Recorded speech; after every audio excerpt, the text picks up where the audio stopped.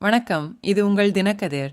வியாழக்கிழமை மதுரையில் நடந்த பொதுக்கூட்டத்தில் தமிழக வெற்றிக் கழக தலைவர் விஜய் முதலமைச்சர் ஸ்டாலினை மாமா என்று அழைத்தது அரசியல் வட்டாரத்தில் கடும் விமர்சனங்களை தூண்டியுள்ளது. திமுக, அதன் கூட்டணி கட்சிகளான என்டிஏ மற்றும் பாஜக தலைவர்கள் கூட நடிகராக மாறிய அரசியல்வாதியின் இந்த கருத்துக்கு கண்டனம் தெரிவித்தனர். விஜயின் இந்த கருத்துக்கு பதிலளித்த திமுக முதன்மை செயலாளரும் நகராட்சி நிர்வாக அமைச்சருமான என் நேரு 2026 சட்டமன்ற தேர்தலில் தனது கட்சி பொருத்தமான பதிலடி கொடுக்கும் என்றார். வெள்ளிக்கிழமை திருச்சியில் செய்தியாளர்களிடம் பேசிய நேரு, விஜயின் தரம் அவ்வளவுதான். அரசியலில் அடியெடுத்து வைத்த ஒருவர் 4 தசாப்த கால அரசியல் அனுபவமுள்ள முதலமைச்சரை மாமா என்று அழைப்பதன் மூலம் மிகவும் தாழ்ந்து போகிறார். மக்கள் அவருக்கு பொருத்தமான பதிலடி கொடுப்பார்கள் என்றார். முதல்வர் பதவி மரியாதைக்குரியது, சாதாரணமான கருத்துகளுக்கு அல்ல என்று அவர் மேலும் வலியுறுத்தினார். சிபிஎம் மாநில செயலாளர் பி. சண்முகமும் இந்த கருத்தை கண்டித்து, அதை கீழ்நிலை என்றும் அரசியல் முதிர்ச்சி இல்லாதது என்றும் கூறினார். எக்ஸில் ஒரு பதிவில் ஆக்கப்பூர்வமான கொள்கை அடிப்படையிலான விமர்சனங்களை வழங்குவதற்கு பதிலாக விஜய் தேவையற்ற தனிப்பட்ட கருத்துக்களை கூறுவதாக அவர் குறிப்பிட்டார்.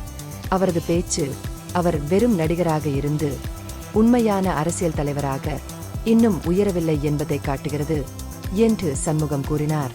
இதேபோன்ற உணர்வுகளை எதிரொலிக்கும் என்டிகே தலைமை ஒருங்கிணைப்பாளர் சீமான், விஜய்க்கு குறியீட்டு செய்கைகளை நம்புவதற்கு பதிலாக ஆட்சிக்கான தனது பார்வையை தெளிவாக கோடிட்டு காட்ட சவால் விடுத்தார். அண்ணாவின் திமுகவை ஒரே நேரத்தில் தாக்கும் அதே வேளையில் அண்ணா மற்றும் எம்ஜிஆரின் உருவப்படங்களை வைப்பது முரண்பாடானது என்று அவர் சுட்டிக்காட்டினார்.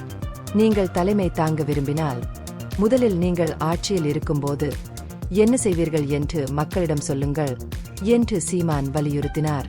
தூத்துக்குடி விமான நிலையத்தில் செய்தியாளர்களிடம் பேசிய பாஜகவின் முன்னாள் மாநில தலைவர் அண்ணாமலை, விஜய் தனது வார்த்தைகளில் எச்சரிக்கையாக இருக்க வேண்டும் என்றார்.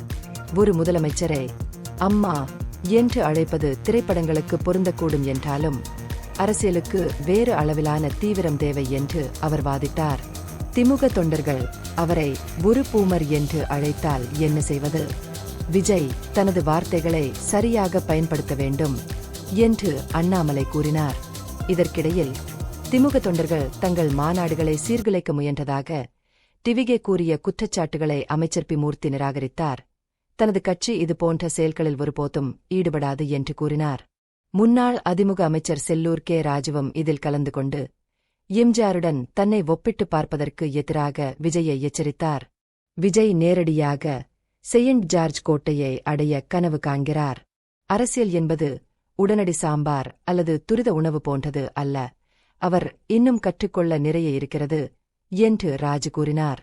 இந்த பகுப்பாய்வு நுண்ணறிவுள்ளதாக கண்டால் முக்கியமான அரசியல் முன்னேற்றங்கள் குறித்த கூடுதல் புதுப்பிப்புகளுக்கு லைக் செய்யவும், ஷேர் செய்யவும், சப்ஸ்கிரைப் செய்யவும். இது உங்கள் தினக்கதிர். நன்றி.